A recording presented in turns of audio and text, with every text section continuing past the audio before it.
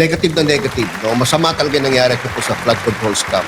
Pero kung titingnan natin yung positive side, kung magiging optimistic tayo sa future natin, nakikita ko dalawa maganda. Pangalawa, may iwasan ng ganyang sitwasyon sa mga susunod na panahon. Correct. Pangalawa, yung mga pera na napupunta lang dyan sa mga scams na yan or sa mga anomalya na yan, mapupunta na sa mga ahensya ng gobyerno na talagang direktang nakakatulong sa taong bayan, lalo sa maliliit. So next year walang flood control na gagawin. Kasi may mga hindi pa nagagamit. Meron naman. May mga hindi yung pa hindi pa nagagamit. nagagamit, yun ang gagamitin. Paano yung mga paano yung mga buhayan na nakaplano na sa kanila? Gutom muna. Kung paano nila paghati ay 255 billion. Wala. Gutom muna. Gaya na sinasabi ko dati, di ba? Ilang beses ko na sinasabi, yung nakukuha nilang pera dyan sa ginagawa nilang scam na yan, ay ROI or payback sa kanilang investment tuwing eleksyon. No? Since kaka-election lang natin ng 2025, no?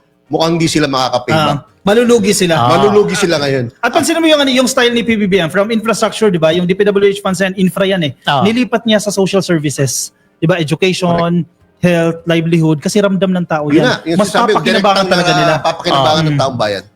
Gaya na lamang sa edukasyon. Tama lang talagang nagbigay ng allotment doon na dagdag pondo doon sa edukasyon kasi kailangan natin gawa nga. Hindi naman ligid sa ating kaalaman, mayroong mga substandard din na mga nagawa na mga silid-aralan. Lalo na yung mga naapektuhan dyan sa Baguio. Marami din silid-aralan na nasira eh. Correct. Ito, 600 million, Department of Agrarian Pati Reform. pala yung Dharma, kakaroon din, no? Oo.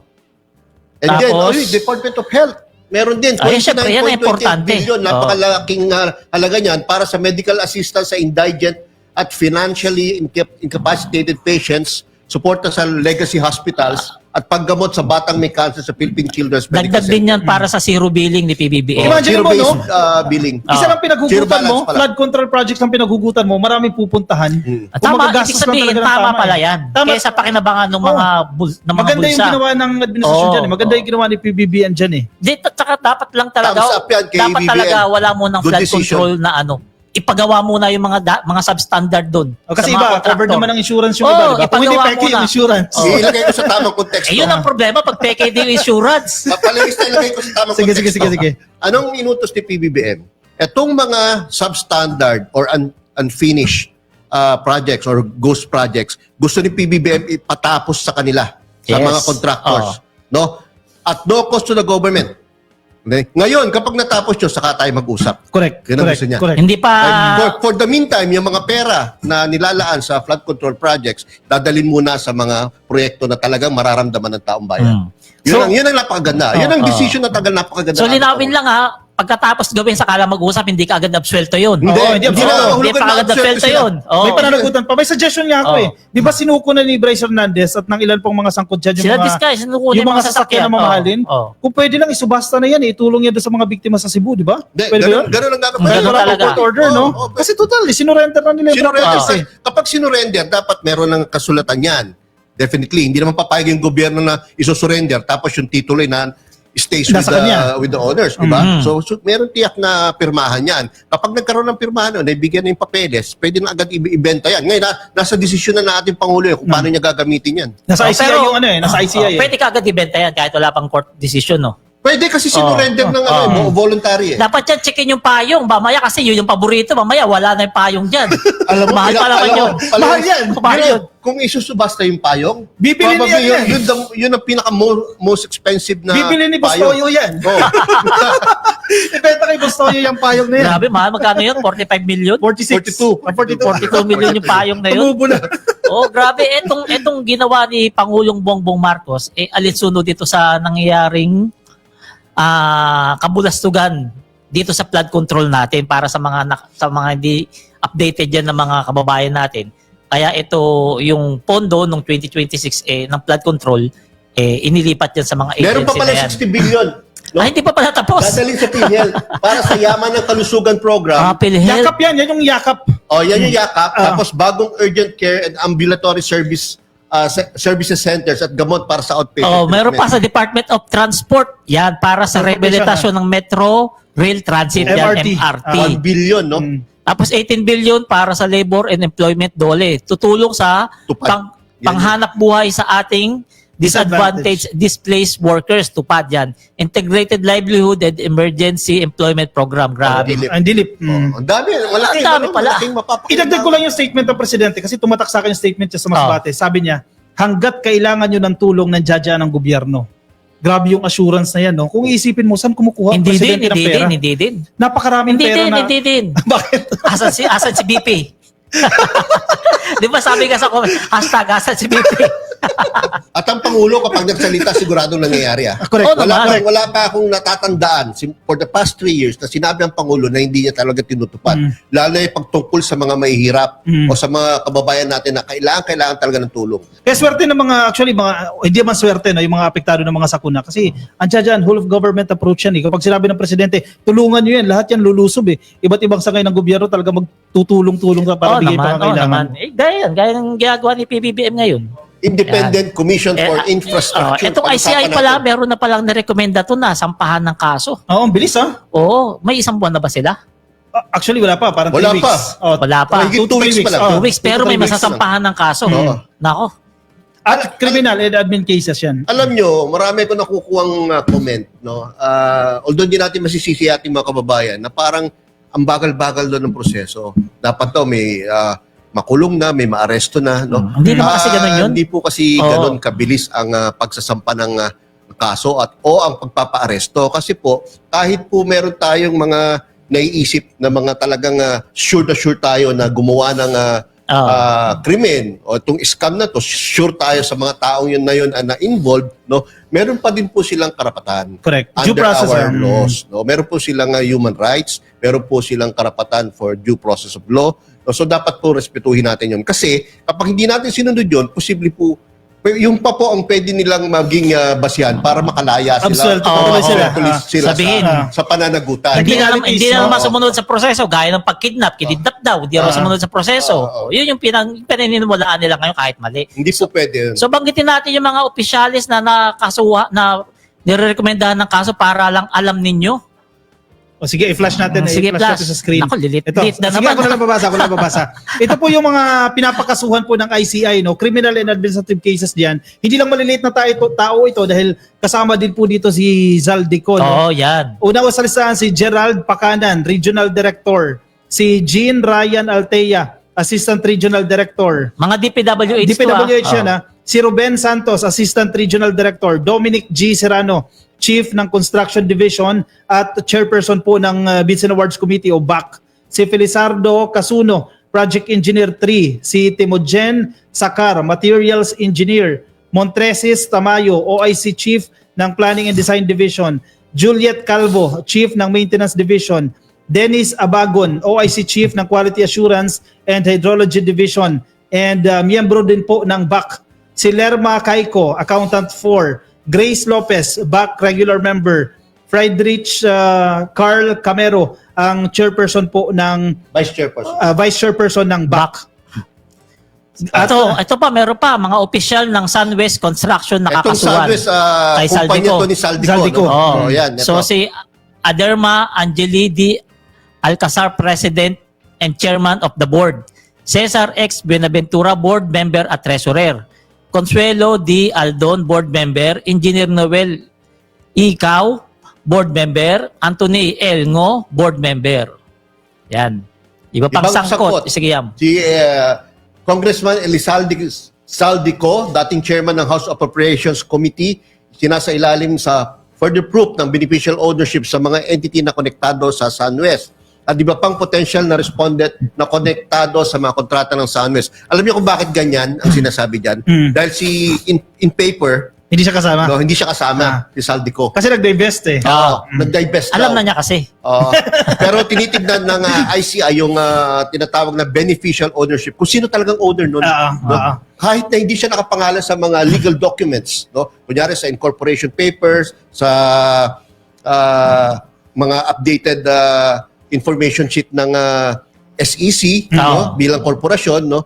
Pwede pa rin siyang habulin. Kasi pwedeng makita yan kung talagang focus-focus lang o gumagamit lang siya ng dami na tao para mag-represent sa kanya o kaya ano lang, gimmick lang yung pagdadivest. So eto sa mga engineer dyan, sa mga engineer, sa mga bagong graduate, magkakalagasan sa DPWH kasi ang dami kinasuhan. Ang So, dami maraming kinasuhan, sigurado.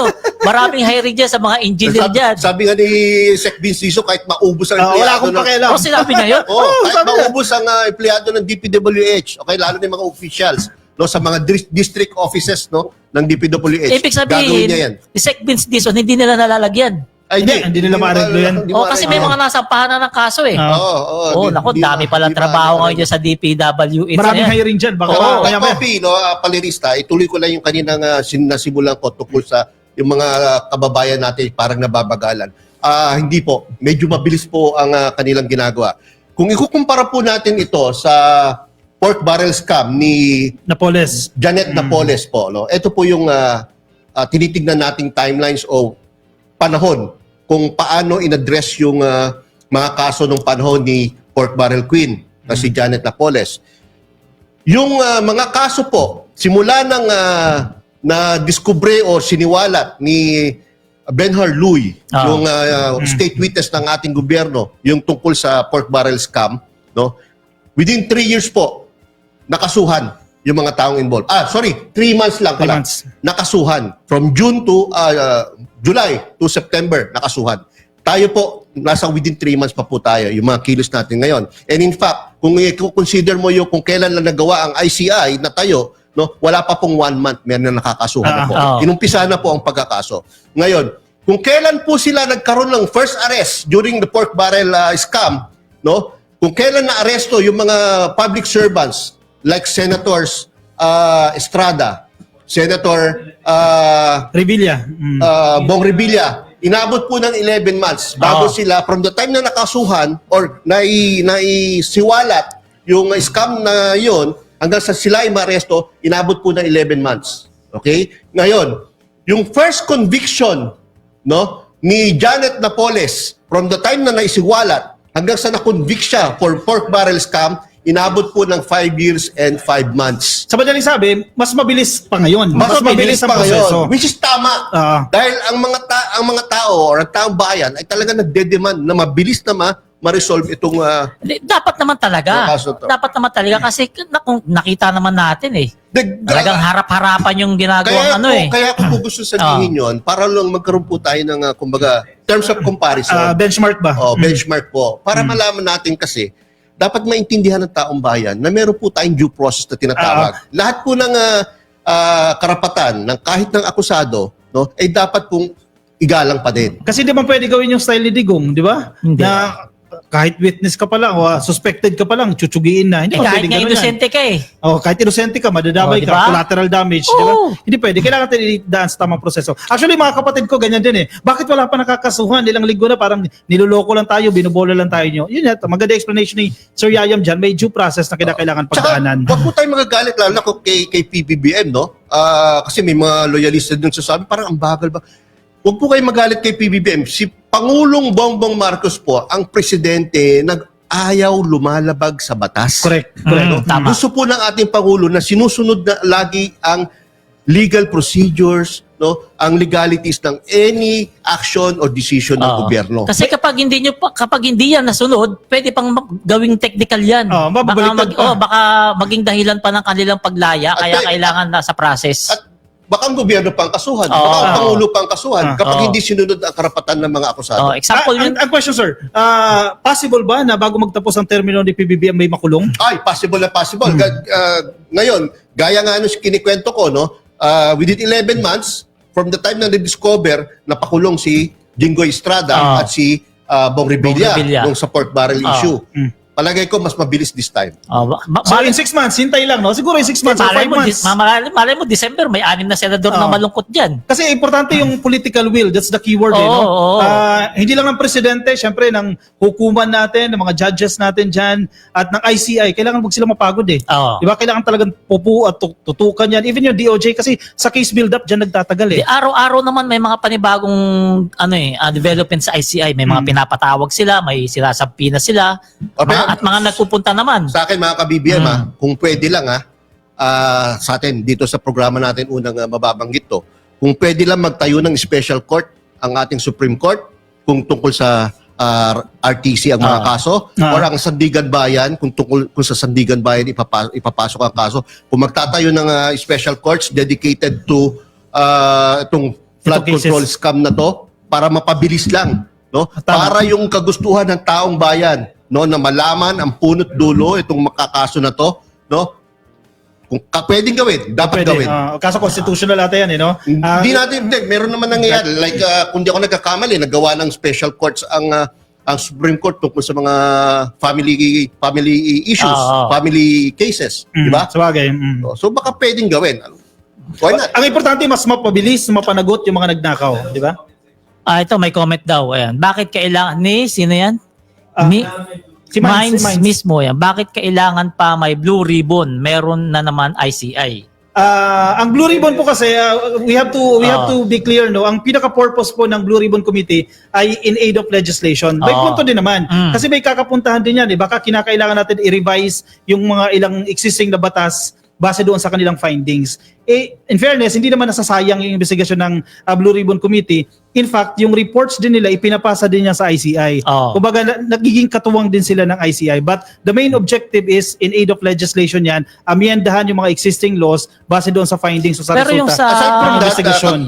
aside from that, meron tayong tinatawag, ang Senado po at even ang House of Representatives, meron pong tinatawag na oversight function. Correct. Yung oversight function na po yun, kapag meron po na lumalabas na mga anomalies like that, o yung mga hindi maganda nangyayari sa mga ahensya ng gobyerno, pwede po nila talaga imbestigahan yon. Kaya kung ano po magiging findings nila sa kanilang pag-iimbestiga, pwede po nilang i-recommend yan sa ating ombudsman o sa mga DOJ para sampahan ng kaso. Correct. Hindi rin naman sayang talaga. Pero sa akin, no, halos pareho din kami ng opinion dahil nailabas ko na rin yan sa hindi mo pwedeng imbestigahan ang sarili mo. naman. No? Kasi merong mga senador na involved sa scam na yan, sabi ng mga witnesses, no? At merong mga congressman na involved sa scam na yan. Yung Congress nag-stop na.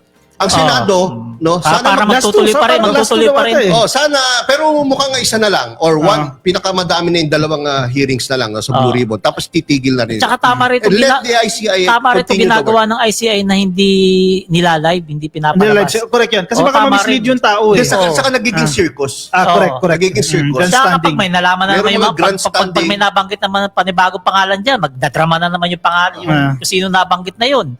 Maganda yung decision na yun eh. Hihingi ng simpatya, kukuha ng simpatya sa tao. Kaya tama na lang, magkagulatan na lang kung sino yung kakasuhan, gaya nitong ginawa ng ICI ngayon, naglabas sa mga pangalan ng kakasuhan, mas maganda kung ganun na lang. At ang maganda dito yung mga diskaya na gano'n Alltel plus. Nako. Yan yung term Yun dyan ang magandang, Alltel plus. Yun ang magandang aabangan natin next At week. alam mo, nagdagdag ng mga pangalan. May Yun mga nga. supplemental affidavit. Kasi kung yung matatandaan, di ba, nung si Marcoleta pa, medyo filtered eh. Yung mga sinasabi, 2016 to 2022, yung mga pangalan, hindi pumasok Ayaw niya yung 2016 to 2022 eh. No? Ngayon meron na. Alam mo si former PCO Secretary Cesar Chavez, nag-agree ako sa kanilang comment niya kanina eh.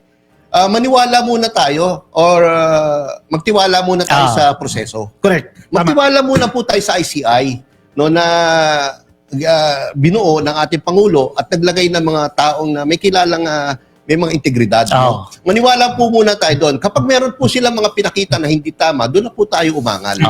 Let's just be vigilant. Benefit of the doubt. Pero sa ngayon, no, magtiwala po muna tayo, mag-move on muna tayo, no? At gawin natin yung mga dapat nating gawin, no? Improve ang sistema, ang mga patakaran sa mga bawat ahensya ng gobyerno, no? Isiwalat ang mga additional information or yung additional scams na nangyayari, and then let the ICI do their work. In fairness naman, kahit anong partido mga Dilaw, Pinks, PDP, supporters ni PBBM, wala silang negative, wala silang mga gaanong question, no, sa mga miyembro ng ICI. So nagtitiwala naman.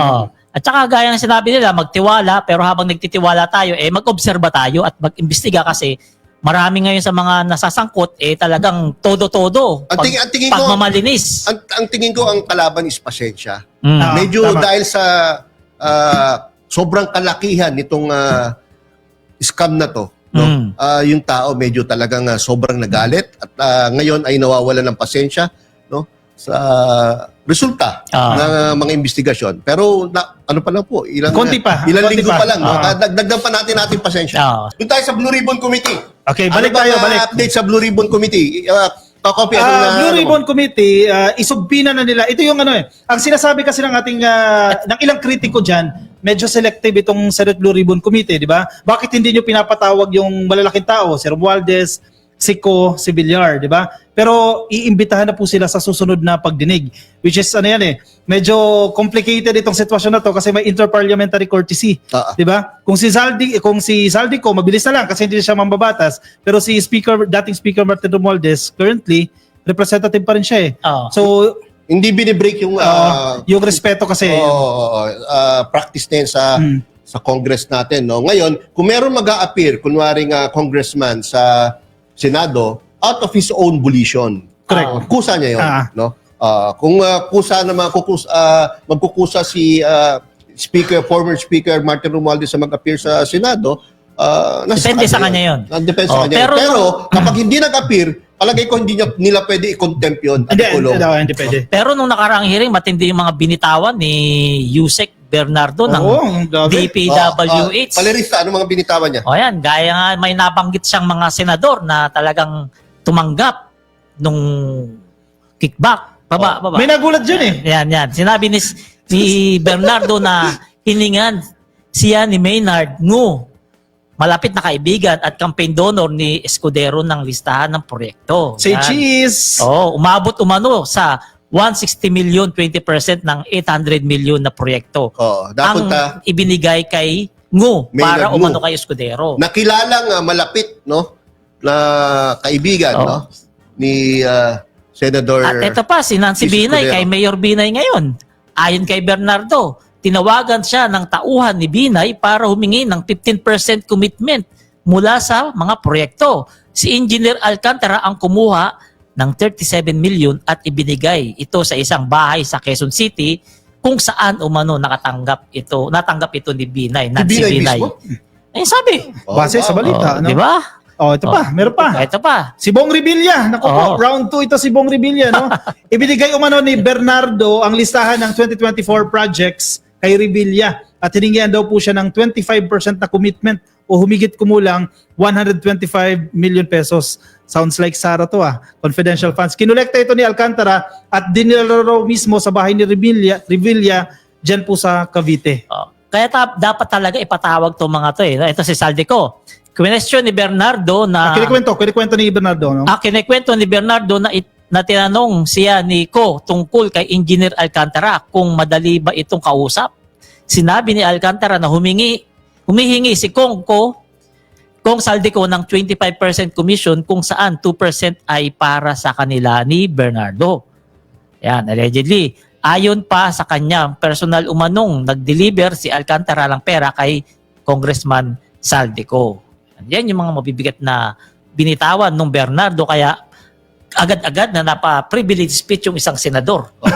Lahat yan binitawan ni Yusek Bernardo no, sa Senate Blue Ribbon hearing. At tanong niya, sinumpang sa salaysay niya ba yan? Sinumpang sa salaysay. As a matter of fact, after niyang basahin yung kanyang affidavit, no, sinama na agad siya ni DOJ Secretary Boying Rimulya sa DOJ para i-assess yung kanyang affidavit at kung merong saysay ang kanyang affidavit para immediately makasuhan. Ang tanong pa dyan, nakanotary ba? Sinumpang sa salaysay. Baka naman hindi na naman nakanotaryo. Gaya nung isa, nagka-peke-peke, leche-leche, kaya ngayon nagtatago sa kahihiyan. Feeling ko naman nakanotaryo yan Kasi nakanotaryo. Wala na rin pinanghawakan itong si Bernardo. Dapat tell all ka na dyan Basta talaga katotohanan, hindi mo maililigaw. Pero pag yung pagbogus talaga, di ba? Ito ba sinasabi mo yung early ex-soldier na ayokong gamitin yung Marine kasi ang mga Marines magigino yan, matatapang, magagaling. Marines daddy ko Hindi dapat banggitin yung in honor of yung request ni former congressman yung kasama ni Trillanes. Sa Magdalo. Sino ba yun? Yung kalbo? Sino yun? Si former congressman, Basta siya. Yun. Kalimutan ko. Na wag naman idamay yung pangalan ng mga Marines.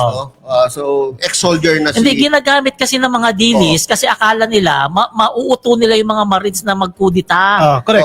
Ginagamit nila yung Maris na protektahan daw nila si Gutesa. Paano naman nila po protektahan yan kung kasinungalingan ang sinasabi? Oo nga. Akala kasi ng mga...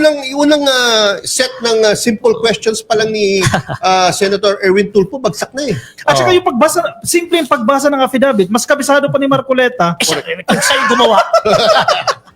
At ang masaklap pa, hindi na nagpakita sa DOJ yun nga, kinabukasan. Oo, merong Parang may video na tinanong si Senator Marcoleta kanina o kahapon, asa na si Gutesa? Iniwasan niya. Ayaw niya sagutin. Ayaw sagutin. Ewan ko, ba't ayaw sagutin? Siguro nga, iwas sa Hindi, kahihiyan. napakinggan ko yung interview ni Marcoleta sa Net25 Ang sinasabi niya, valid yung affidavit ni Gutesa. Kasi nag-oath siya, nanumpa siya doon sa mismong pagdinig kahit na peke yung Paano yung nga notaryo. magiging valid kung peke nga yung inutan? Hindi, Palirista, in fairness, may Supreme Court decision tungkol doon. Kahit may diferensya yung notaryo na yon, kapag mismo siya na ang nanumpa sa isang katulad ng ganung pag-iirig, pwede nang ibaliwalain yung defect nung pagnonotaryo na yon. Pero just the same, no, questionable pa rin. Bakit? Notaryo lang, ipipeke mo pa. Doon ang At laya mo siya dyan, pwede siyang kasuhan dyan. Ang tanong dyan, inipit niya si Martin doon, binanggit niya yung pangalan ni Speaker Martin Romualdez, pero hindi siya nagpunta sa DOJ para masampahan ng kaso si Speaker Martin. Correct. Diba? Diba? Kung gusto nilang ipakulong si Speaker, dapat nagpunta siya sa DOJ para makasuhan. Hindi nagpakita. Kaya nga meron, Palirista, merong mga nag-iisip, maraming nag-iisip na itong si ex-soldier Orly Gutesa ay parang Ador Mawanay Part 2. No? Sino si Ador? Si Ador Mawanay, yan yung ginamit na witness nung panahon na inuusig nila si Senator Pampilo Lacson. Kung ano-anong mga issues na nire-raise against Senator Pampilo Lacson. Yung pala... Yun ba yung naka-hood? Yung naka-hood? Witness for hire pala. No? At ito ay nag-sorry later on kay Senator Pampilo Lacson. Doon nalaman na... May ganun pala, witness for hire? Maraming ganyan. Total, nabanggit yun na si Lacson. Kasi si Lacson, in fairness, isa sa pinakamatinong senador.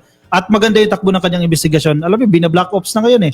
Sinisira na nila si Lacson. Siyempre. Tatakbo raw ng vice president, kaya nagpupugi-pugi. Kasi talagang sisirain nila si Senator Lacson dahil ang dami nila sa Senado na parang involved eh. Correct. So, halos lahat sila. Hindi nila kaya si Lacson. nga. Magaling yan si Senator Lacson. Ha? Yun pa. Yun pa, yung sabi insertion. niya. Pero actually, valid din naman kasi ang insertion kasi tulad ng explanation ni Tito Soto dyan. Tama rin naman si Senator part of the budget Tito process. Soto dyan. Hindi naman talaga masama yung insertion per se. Dahil talagang part of the budget process yon, no? Talagang nangyayari yon during the NEP pa lang, and then pag nagkakaroon na ng BICAM, no? Nagkakaroon talaga ng mga insertions. No? At kapag inaprubahan ng Congress yan, good as ano yan, no? Good as hihintayin na lang ang pirma ng Pangulo para maging batas yan. Valid, kumbaga. Kumbaga, kapag iisipit mo yung tawag ito, presumption of regularity, yun lang ginagawa ng Congress, valid talaga yan. Nagkakaroon lang ng lokohan kapag, yun na, inisyuhan ka ng budget, hindi mo gagastusin. Hindi mo talaga maiaalis, kaya nababatrip yung mga kababayan natin pag sinabing insertion. Kasi nga, nagkaroon ng yung ibang politiko talaga mag-i-insert para nga may mabingwit. May Hindi talaga mayaalis yan. At isa pa, hindi kasi nasuri ng DBM yan di ba? Kasi nakalagay dyan sa NEP natin, kumbaga na-vet na nila yan, nasuri na nila, and then all of a sudden, may budget insertion. Mayroon bang pag-aaral na magiging successful yan once you implement this project? Siyempre wala, kasi biglaan nabulungan lang Actually, yun din ang isa sa disadvantage ng mga budget insertions. Yun ang maganda dyan. Yun ang maganda dyan sa Blue Ribbon na yan. At least kahit pa paano, nalalaman natin itong mga pasabog na to ng mga iniimbitahan dyan sa Blue Ribbon Committee gaya nung kay Bernardo. Palirista, tinanong ang Malacanang kung ano masasabi nila dito sa pasabog ni Bernardo. Senator Rodante Marcoleta at yung ngayon nangyayari na mukhang hindi na makita yung kanyang sabi. Surprise witness. Surprise talaga. Sinurprise talaga sila, no? Ngayon tayo na surprise kasi hindi na nagpapakita yung tao. So, ang sabi ng Malacanang, no? Tungkol dito sa surprise witness na to, bahala na magpaliwanag si Senator Marcoleta dyan. Kung nasaan yan. No? Pero para sa inyo, bakit hindi na nagpakita yung Gutesa na yun? Kapag kasi, no, hindi madali kasing magsinungaling sa isang forum katulad ng Senado no? O kahit korte, hindi madaling magsinungaling. Kaya kapag ikaw nahuli ka dyan, naku talagang mahirap mo pang pangatawanan yan. Talagang gigisahin siya. Dahil malalaman ang katotohanan. Ngayon, nung nangyayari, yung first appearance pa lang niya, sablay na talaga. So, ba't gugustuhin mo pa magkaroon ng second appearance? Paano mo pa pagtatagpiin yung mga palpak mo na sinagot nung una? Siguro nasa bunutan ni Senator. Alam ka mo! Or feeling ko, nag-i-scout. Sinesedyasan ka, hindi mo pa alam. Nag-i-scout yan ng panibagong talent. Paano yung nagkasabunutan sila? Hindi ba natanggalan? Malamang. Kami. Malamang. Pag nagsabunutan niyo, masusurprise tayo lang. Surprise! May matatanggalan ng patilya. So, yan Uy, na nga. meron Luz Umali, magkano bayad sa inyo? Malaki! Malaki! Hindi nyo afford. Bitter. Ayan, huwag niyo po ibabasya na kasi itong mga to, may mga pinagdadaanan sa buhay ng problema. Ayan, huwag niyo po ibabasya mga yan. Grade 1 lang. Malamang grade 1 to mga to. Ito, si Mar, maganda yung comment ni Mar, no? Kaya pala pinoprotektahan ni Marco Beta ang Diskaya, may connection pala sa asawa niya. Yun na nga. Ay, alam niyo na yan. Yun na nga. Di ba? Ayun, ang tanong pa dyan. ko, meron ka nga pinost tungkol dyan eh. No? Kasi, napag-alaman din natin na yung asawa pala ni Senator Rodante Marcoleta, Si Edna. Ma'am Edna Marcoleta, nilabas ng Billionaire News na director pala ng Independent daw, independent Stronghold director. Insurance, no? At dahil doon, no, sinasabi ng Billionaire News na parang merong conflict of interest. Correct. Anong take mo diyan? Hindi. Conflict of interest kasi talaga yun. Kasi unang-una, kliyente niya yung mga Diskaya. Yung asawa niya, senador na nag-iimbestiga. Ngayon, may sabit ba yung asawa niya? Hindi natin masasabing wala kasi kliyente niya yung Diskaya na mayroong ang tawag doon, contractor bond. Yung performance bond, yung proyekto ng gobyerno sa kanila. Yung performance bond, yun yung Garantiya yan eh. Garantiya na kapag pumalpak yung proyekto, yun ang hahabulin ng gobyerno. Merong yung insurance. mare-recover no, na damages ang ating gobyerno. Ngayon, yung insurance, yun ang hahabol dun sa kontraktor. Paano kung peke yung insurance? Isa pa yun. Diba? Napakaraming projects, diba? Diba? Billions of pesos. Ako talaga yan eh, conflict of interest yan. Alam mo kung bakit? Mag-asawa sila eh. Oo. Ang mag-asawa, bago matulog, nag-uusap. Oo. Diba? Bumulong lang yan eh. Mahal, pwede ba Lilo? Pwede ba medyo pakinggan natin yung side nila? Pwede ba makipag-meeting? Pag nag-meeting na yan, kung very eloquent pa yung kausap mo, baka makumbinsi ka. At saka Diba? walang sasabi niya, independent, wala siyang kilala. Imposible naman. Gaya nga sabi mo, pag matutulog, hindi pwede, kami sa bahay ng asawa ko, pag humigat, hindi ko muna siya kinausap. Away kinabukasan, sabihin, may iba na ako. Diba, mag-uusap kayo, mag-asawa kayo eh. May nakikinig ka ba? yung defense na independent director yan, defense mo na lang yan sa korte kung sakaling pumasok na sa korte ang ganyang usapin. Pero hindi natin pwedeng sabihin wala siyang financial interest sa Stronghold Insurance dahil una-una may 500 shares po siya. So, kahit maliit yun, pero meron pa rin shares. Stockholder siya. Pangalawa, meron po siyang honorarium. For every meeting po kasi ng mga members of the board of directors, may mga honorarium yan. Tapos meron po yung bonuses. Meron po yung perks and other benefits or privileges. No? So meron pa rin financial interest. No? Regardless of the amount. Meron pa rin nakukuha yung asawa ni Senator Marcoleta dyan sa insurance company na kinuha ng mga Diskaya. At hindi lang basta-basta yung financial incentives na yan. Yung honorarium lang. May nabasa akong analysis, no? Ang Stronghold, isa doon sa top 10 na insurance company sa Pilipinas. Ang comparison niya, di ba, si Globe. Si Globe, malaking kumpanya yan. Ang honorarium dyan per meeting, aabot ng 200,000. So, the millions per year yan. Let's assume, sa isang buwan, 2 beses kayo magmi-meeting. Or kahit sabihin natin 100,000. 100,000 a month. 1.2 a year. Plus the other incentives pa. May mga allowances pa yan. So, kumikita talaga sa asawa ni Marcoleta. Privileges. No? So, meron pa rin makukuha. So, etong nangyayari sa Blue Ribbon Committee, talagang marami tayong nalalaman na mga hindi natin alam dati.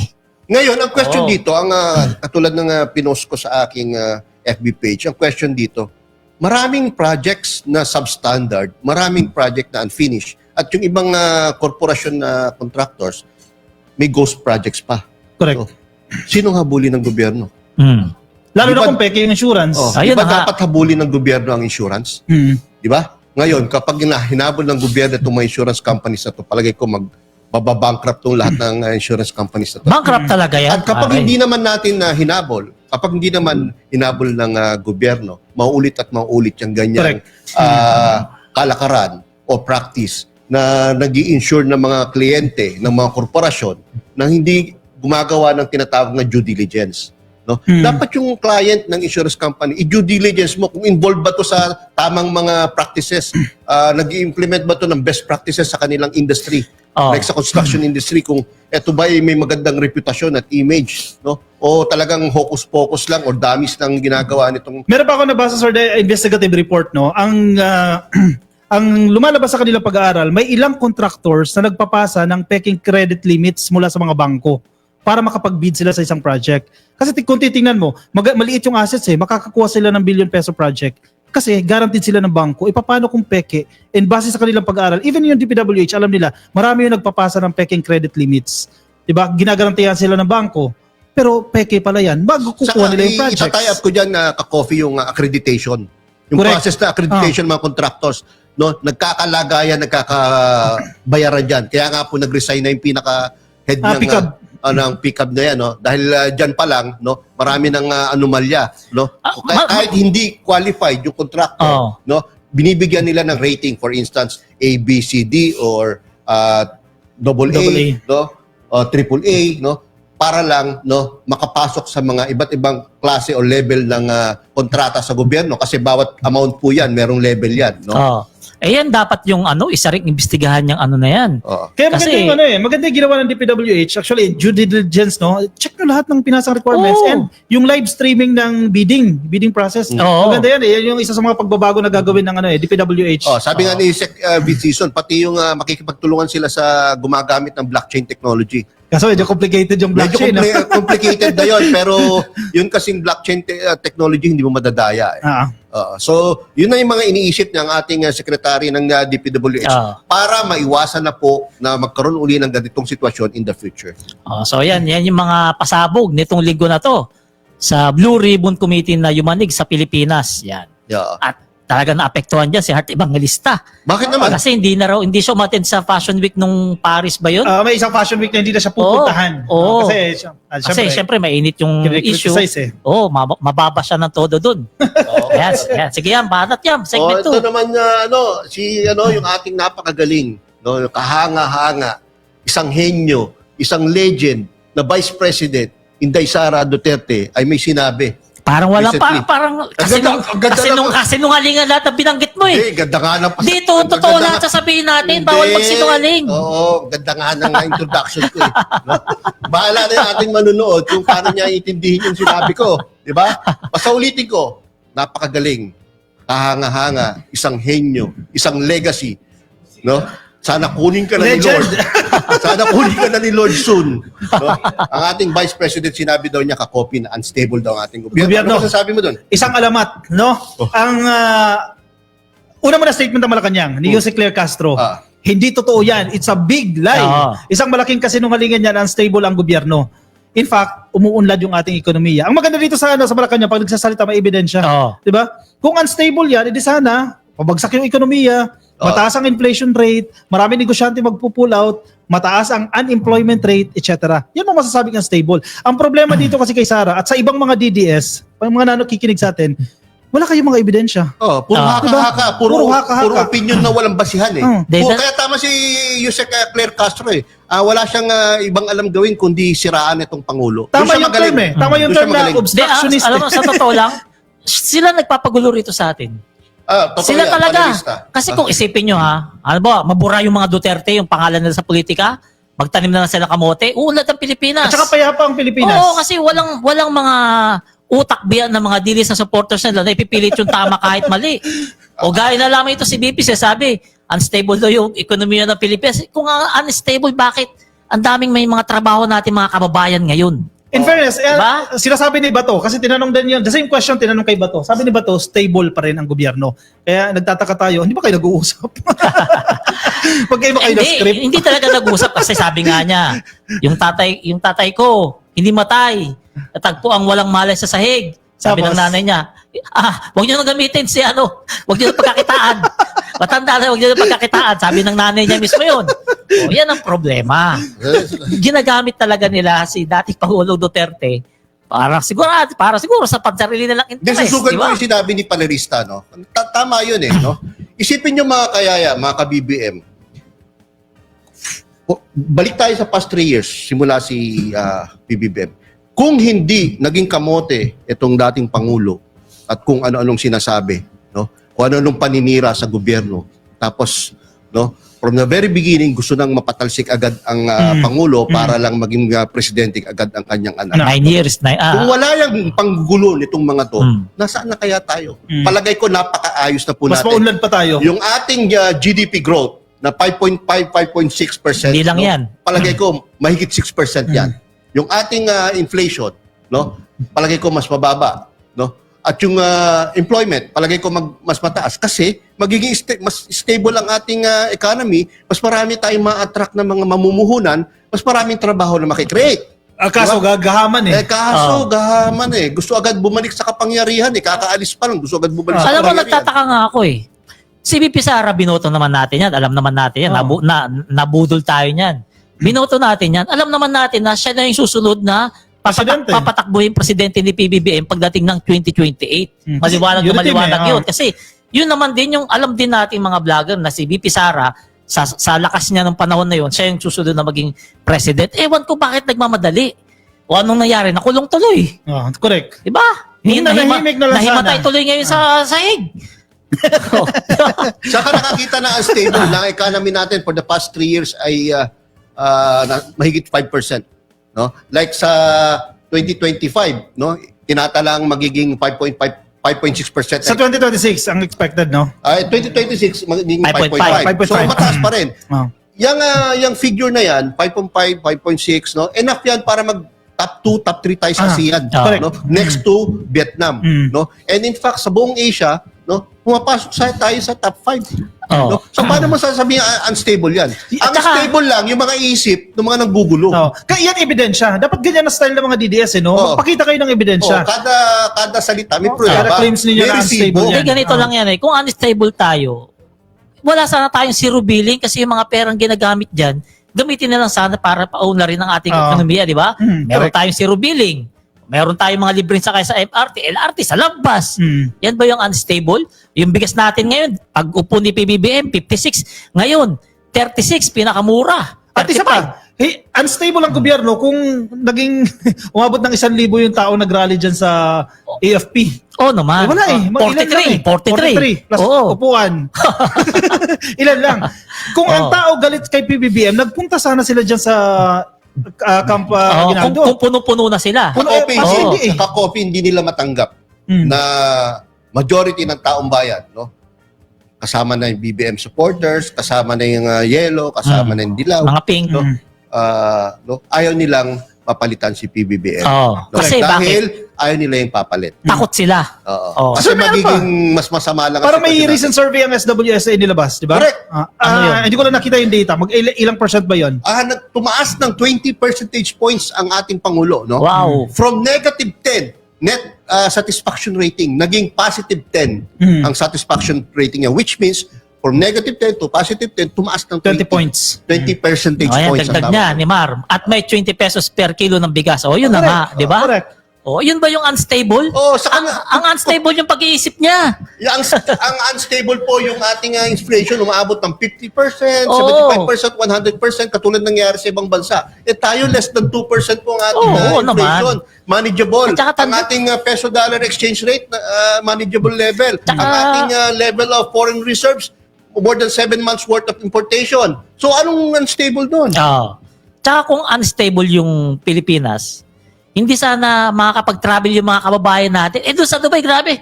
Yung nasa airport ako, parang Pilipinas lang. Ang daming turistang Pilipino. Ibig sabihin, na-afford ng Pilipino. Napakarami talaga. Mas marami pa sila sa mga national ng Dubai, ng Arab. Magpunta ka sa Vietnam, magpunta ka sa Japan, magpunta ka sa puro Thailand. Pilipino. Ang daming Pilipino. Yan ba yung unstable? Ibig sabihin, may kakayahan na ang mga Pilipino na mag-travel abroad.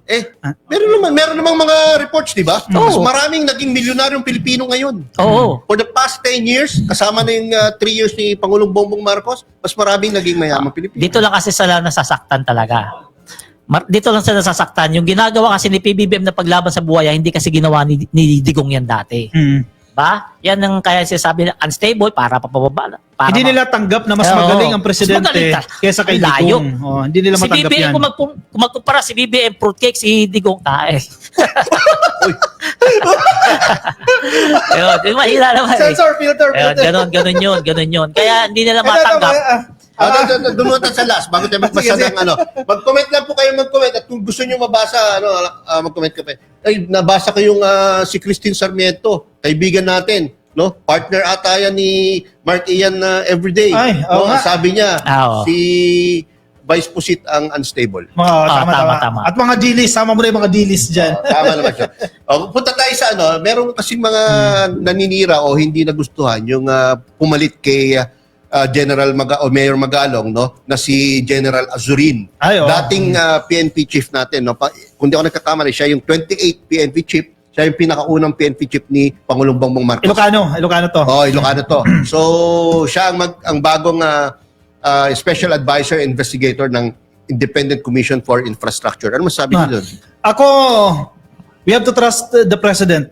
Trust the wisdom of the president. Inilagay niya si Azurin dahil naniniwala siya sa kakayahan ni Azurin. Magaling na investigador to. And we have to remember, si Azurin, yung kauna-unahang PNP chief ng administrasyon ni PBBM na nagbago sa strategy kung paano i-address yung war on drugs. Kasi panahon ni Digong, talagang bakbakan Diba? Chuchugiin ka kahit suspect ka.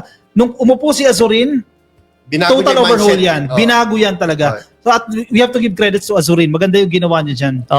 At saka itong si Azurin, nung siya yung chief PNP, wala tong anomalya.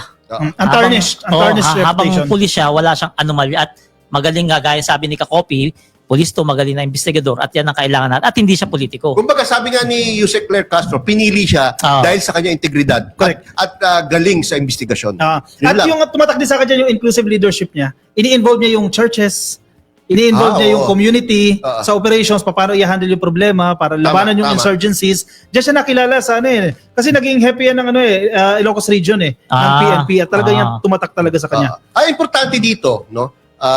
May pakita ng ICI, which I think talaga may papakita nila na wala silang sisinuhin dito. Gaya ng utos ng presidente, no? Kahit sino ka, no? Anuman level mo, anuman position mo, anumang status mo sa buhay, no? Kapag ikaw ay involved sa flood control scam na to, no? Tiyak masasabi. At kahit saang lugar, even yung Davao, hindi absuelto. Hindi absuelto. Paiimbestigahan niya ng presidente. Gusto na kasi yung bagyong dumating ngayon di ba may bagyong dumating ngayon, Paulo PH? Gusto kasi nung bagyo na yon. Nagkataon yung bagyo na yon, no? Dumating sa Pilipinas, sa Philippine Area of Responsibility, hindi naman dala yung 51 billion. Iniwan. Sa kaya tinago. Yun nga. Ito pa nga gusto kasi nun, hindi maisama ang Davao. Ito, tiniyak ng palasyo na tuloy ang investigasyon sa mga anomalya sa mga proyektong infrastruktura kagaya ng farm-to-market roads particular sa Davao at iba pang public works program. Napakarami niyan, no? Yan. Kaya marami ang trabaho ang ICI. Marami. Medyo hahaba po yung oras na kinakailangan gugulin ng ICI para panagutin itong mga politiko na involved dyan. Napakaraming projects. Pero si Sec Vince, masipag talaga si Sec Vince, no? Oo, sobra. Araw-araw nag-iikot. Yan, nandyan na nga sila sa Davao. Ang dami palang nakatago dyan ng mga multo. Yun lang ang panalangin natin. Huwag sumuko si Secretary Vince. No, we have to support Secretary Meron Vince. niyang post Pinagkumpara yung picture niya nung wala pa sa DPWH. Sa DPWH, parang tumanda 3 taon Kasi fresh siya dun. Fresh siya sa left photo. Ibig sabihin talaga, mahirap talaga yung trabaho sa DPWH. Bago tayo lumayo o umalis sa aking segment, nanindigan ng DND, Department of National Defense at AFP na buo ang kanilang tiwala at suporta sa ating konstitusyon at sa present chain of command. Correct. Not necessarily sa ating presidente, nagkataon lang siya lang presidente, kundi sa konstitusyon at sa chain of command. Yan yung dahil sa issue na nagsasabi, si Bato to sinasabi ni Bato, na dumadami, rising number of retired generals, galit daw sa gobyerno. Pero ang totoo lang, ilang piraso lang sila. 6. Ayun na nga di ba sabi nila, mga board, noong September 21, generals, doon tayo sa harap ng Camp Aguinaldo. Kasi doon nga yung mga retired generals. Ano nangyari? Wala pang 18 yung nagpunta. Na-content ko yan kasi si Bato parang tinatakot niya pa si PBBM Kailangan daw tingnan itong mga unchecked dissatisfaction. Kasi kapag hindi raw tinignan itong mga unchecked dissatisfaction, it will lead to a threat. Nagbabanta pa. Kailangan daw po i-address yan. Paano mo i-address yan? Ang gusto ng retired generals, palitan si PBBM. So Wow. gusto ni Bato, umalis si PBBM para masatisfy yung unchecked dissatisfaction. Itong mga taong to, no, mga hindi nag-iisip. Oo. No? Kasi nga po, kung nag-graduate man sila, hindi nila ginagamit yung kanilang natutunan. Correct. Ano? Gaya nga sabi ni Secretary Gibo Chitoro, no, hindi pa ba kayo tayo nadala? Hindi pa ba tayo natuto na kapag ang military nakikialam, mas lalo tayong napapasama? Correct. Yung tama naman yun, Yan tama sinabi naman niya yun. kahapon. Sige po, no? Oh, Secretary Gibo, totoo naman yun. No? Ano ba nangyari nung mga panahon ni Cory Aquino nagkaroon ng maraming kudita? Di ba? Ekonomiya, bumagsak. Ano nangyari yung panahon ni Erap Estrada na pinalitan siya?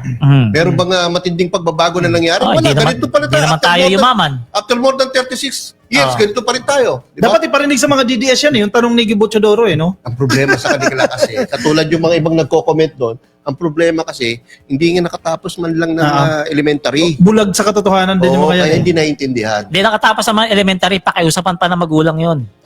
Nag-masteral sa elementary? Oo. Yung tipong 6 years elementary, 10 taon kinukuha. yung K-12 master na ng mga didilis at Yung elementary nanay pa kasi lang. nagbigay ng electric fan para ipasa. Oo, malamang yun, malamang. Nag-donate electric fan.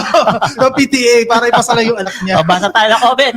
Kasi, Yan, sabi ni Emilita Pecado, Sunflower, natawa ako sa wig. Ha, ha, ha, ha. Wala pa kami sinabing wig, ha? Ay, walang Sabi wig, ha? namin, patilya. Advance ka ba ba? Ay, tata, sabi ni Marno, we have na po warrant of arrest ni Bato. Sinabi ni Trillanes yan, early 2026, posible daw lumabas yung warrant of arrest ni Bato at ni Bongo. Yung dalawa. 2026? Early 2026. Ah. Si Trillanes pa naman pag nagsalita, nalilate lang, pero totoo. Kaya Sunflower, kahit pa kapamilya pa ninyo, okay, o kaalyado pa niya, hindi niya kinakampihan. Tama naman, Correct, tama tama naman yan. talaga yan. Dahil napuno po talaga ang presidente. Talagang galit na galit po ang presidente. Minsan niya, sa sobrang galit niya, nakita niya, naiiyak na siya. Dahil Okay. sobrang laki nang nawala sa ating Okay, bansa. Star Barret. Si Star Barrett, no, ang vice presidente, magaling talagang gumawa ng mga kasiraan at kawalang hiyaan. So dapat pumunta na lang siya sa buwan. Huwag na siyang bumalik ng Pilipinas. Ang utak ni Inday Lustay nasa talampakan. Ang kapal. Kakopi, gusto kong banggitin in fairness sa nanay o sa magulang ni Sara. ito ni Sara, ni Polong, saka ni Paulo. no? Ano pa ni Baste, Baste. no? Si Elizabeth Zimmerman, Mhm. no? Sinasabi niya na stop niyo na yung paggamit kay Digong. Dapat na naman politika. talaga, nakakaawa eh. No? Di ba napanood niyo Tama, po ba tama. yun, yung kanyang interview? Stop na. Kasi ginagamit pa rin hanggang ngayon. Mhm. At ang sinasabihan niya, kasama yung mga anak niya, sinasabihan. Kasi tingnan mo si Kaufman, sinabi niya nagkaka-dementia na raw si Duterte, hindi na raw dapat pwedeng ikulong. Kasi sinasabi naman niya para ma-aprobahan yung interim release. Oo. Sabi naman niya, hindi naman daw totoo yun. Dahil Oo. nakakakilala pa naman daw. Oo, Sabi ni Sarah, okay naman daw yung kondisyon. Oo. Parang ayaw nilang lumaya yung tatay nila. Ganun Baka ba nga yun? yung natagpuan siyang unconscious, part of the drama lang yan, no? So, ibig sabihin, malamang. yung mga pronouncements, o mga sinasabi nitong magkakapatid na to, lalo lang nagpapasama kay Pangulong Rodrigo Duterte, no? Na imbis na magkaroon ng chance na mabigyan ng interim release, mas lalong lumalabo dahil sa mga itong mga Sa mga papanak, drama nila. no? Sa mga Kahit yung drama ano ng kanyang mga anak. Kahit yung mga vloggers na DDS sa dahig, nag-aaway-aaway na rin Oh, nakakahiya, no? Nakakahiya talaga. Grabe. Ako kung may nanay ako ron, itatakwil ko. Nakakahiya yung ginagawa nila. Alam mo, maraming Pilipino ron na mga nagtatrabaho, mga matitino, nadadamay sa kanila. Nadadamay. Magtataka pa ba kayo? Sabihin. Magtataka pa ba kayo kung sa humba pinag-aawayan eh? Sa humba, mas tama malaking pa. bagay pa Oo. kaya. At nakakaya, may pulis pa. Siyempre, mararecord yun sa presinto. Talaga itong mga Pilipino na to, pasaway. Oo. Di ba? O, yan mga didilis narinig yung pinag-usapan namin si Atty. Kaufman, sinasabi niya may demensya si Duterte para mabigyan, ma-aprobahan yung interim release at makalaya pansamantala. Kaso sabi naman ng mga anak, okay naman daw ang kalagayan ni Duterte. Kaya malamang talaga sa alamang hindi ma-aprobahan ang interim release nito.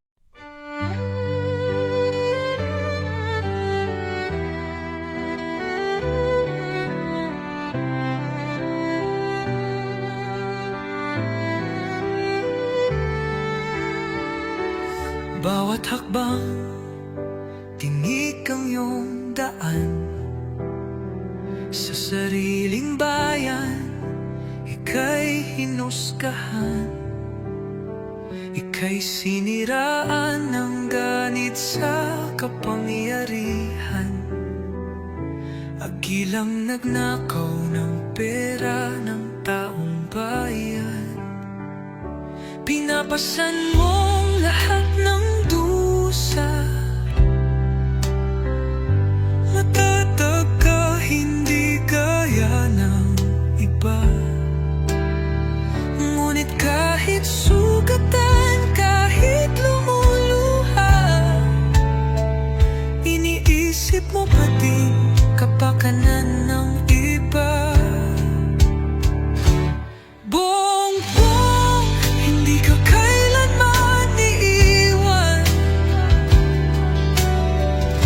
loyalistang hanggang dulo ay nandyan. Kasama mo kami sa lungkot mo at saya, pagkat Pilipinas, ikaw ang pag-asa. Sa laot ng unos, ikaw ay nag-iisa. Iba'y nagbubunyi sa iyong pagdurusa. Ngunit lahat ngayon ay malinaw na. Katulong mo ang Diyos, nag-iba sila. Ipinaglaban mo ang lahing sinumpaan, nagkalat peking balita sa mamayan. Binabaliktad nila ang katotohanan, pero hindi na naig ang kanilang kadiliman. Bongbong, hindi ka kailanman iiwan, loyalistang hanggang dulo ay nandyan. Kasama mo kami sa lungkot mo at saya, pagkat Pilipinas, ikaw ang pag-asa. Iginuhit ng kasaysayan ng pangalan mo, dalisay. Ngunit bakit tila nais kang burahin at siapolakay? Sa iyong mga mata may luha ng matinding pagdurusa, ngunit sa puso mo, bayan pa din ang inuuna. Bongbong, hindi ka kailanman iiwan, loyalistang hanggang dulo ay nandyan. Kasama mo kami sa lungkot mo at saya, pagkat Pilipinas, ikaw ang pag-asa. Bawat hakbang, tinik ang iyong daan, sa sariling bayan, ika'y hinusgahan. Ika'y siniraan ng ganit sa kapangyarihan, hagilang nagnakaw ng pera ng taong bayan. Pinapasan mong lahat